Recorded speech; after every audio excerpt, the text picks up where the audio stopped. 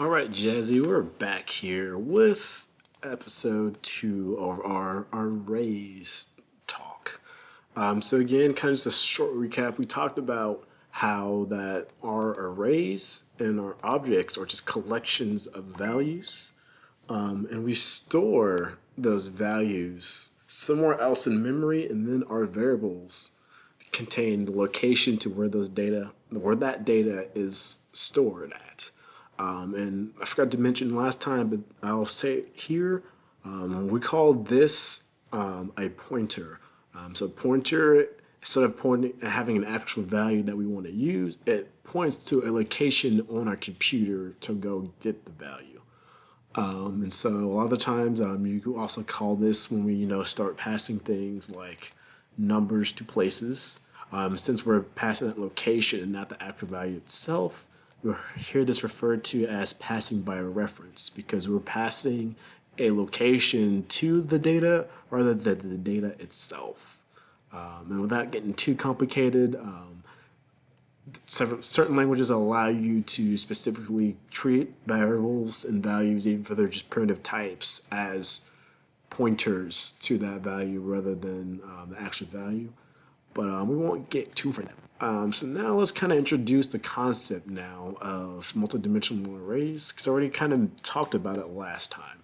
So again, we have this right here variable numbers that was going to have a list of all of our numbers. And so how a multidimensional array works is instead of having a array which is just a collection of primitive values, we want to have a collection of other collections because again, our variables of collections do have a single value, but that single value is a pointer rather than a concrete value we can use inside of our code. So what that means is because our variable itself is still a single value, we can easily just create a array of these pointers. In order to do that, it's really simple. Is we just literally add just another dimension to our array. So wherever we tell it how big we want our array is, we need to add a second operator saying, hey, we have another dimension to our collection. So now we see that this no longer compiles correctly because we haven't properly set our numbers. Because this says, hey, we have numbers will now be a list of list. It says we'll have a collection of a collection. It says we'll have a collection that contains values that are a collection of integers. So when we have an array, in Java at least, we have to tell it to put these values inside these curly braces, and they're separated by commas. So let's go ahead and create another array, and we'll just call this array row1, and it'll make a little bit more sense in a second why I'm calling this row1. So what I'll do here, oops, I didn't make this an array, so make that an array. And so what I can do now is say, we create our array. So essentially our array is just going to be here, and then we have inside of our array values of the collection of integers. So we have an array, which is our numbers array, and then we need to stick our values in here, which will be a list of collections of integers. So I'll go ahead in there and I'll place row1. And now you'll see we are happy here because we have our single value, which is the location of where these numbers are located. So likewise, I could now make a new array and call this row2, and that will be equal to the values 4, 5, and 6. And then we'll have a row3, which will be equal to values 7, 8, and 9. And because numbers is an array, we can put more than one thing in here. So we can put, row 2 here. We can also add row 3.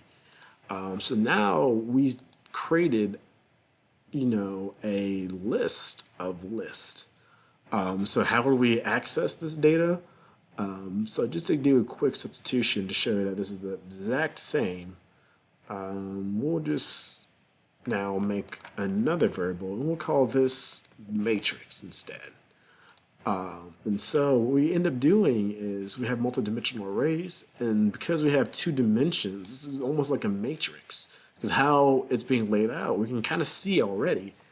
We created 3 rows of data, and we collected those 3 rows of data inside another list.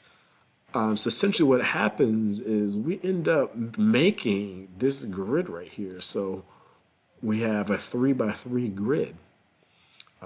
And that is a matrix because we have a 2-dimensional list of items. So we can use this to store a lot of different things. We can use it, to represent, a coordinate system. So if we had things like map data, we could store, a list of integers, and we can have a value of 0, and a value of 0 means there's nothing there. We can set a value for 1 that could represent a wall, and we have a value 2 that represents an enemy. So now what we could do is we could create this 2-dimensional array, or aka a matrix. We can put values into each of these number slots, and we're going to have, like a function that we write that says load level. And this load level function would go through every entry inside of our matrix and say, hey, grab the value at that location. So at this point, 0, 0, you got 0, 1, and 1, and 0, 2. And so it's going to say, go to 0, 0, and our value is 1. It says 1, okay, let's go place a wall there. If it was 0, it says don't place anything. So now what we have is a whole representation of our game level, except it's all condensed down into this matrix. So we could have something like a level loader that is pretty basic, and all we do is we can just pass different values in here to our function, and it will generate different levels for us. So we can condense, our complex levels and reduce them down to something as simple as a matrix. Same thing, likewise, we could do is we could have this, as an inventory, a 2 by, a grid system. If we have a grid type inventory, so this first element could say, hey, at our top left corner of our inventory, this has a value of 1, which could represent a potion. This second element in our inventory could represent, this 2 could represent something such as maybe a sword. So that's different, another type of thing you could store inside of this 2D matrix. And so how do we access these values? So say I wanted to access this 5 here. How would I do that? Well, it's actually quite simple. So the first thing, because this is a collection again, we need to tell it, hey, which item in our matrix do we want to look at? So we'll type matrix, and we'll say, if we want to look at the value of 6, we need to, that's going to be the second element that's in our matrix. So we'll say, go ahead, go to index 1. And so now we're inside this collection here. And then now we have essentially returned back row 2. So now at row 2, we want to go grab element number 3, which would be 2. So now we can do something simple as make a value, and we can set that equal to what is equal to our second row, third value. And that's how easy it is to use a 2D array. And just for a quick little hints, because this matrix is only looking at the locations that's provided by our arrays. So our row 1 is only storing, again, it's storing that one location. We don't care at matrix level how many things are in these rows. So I could add more things in one row, I could have less things in another row.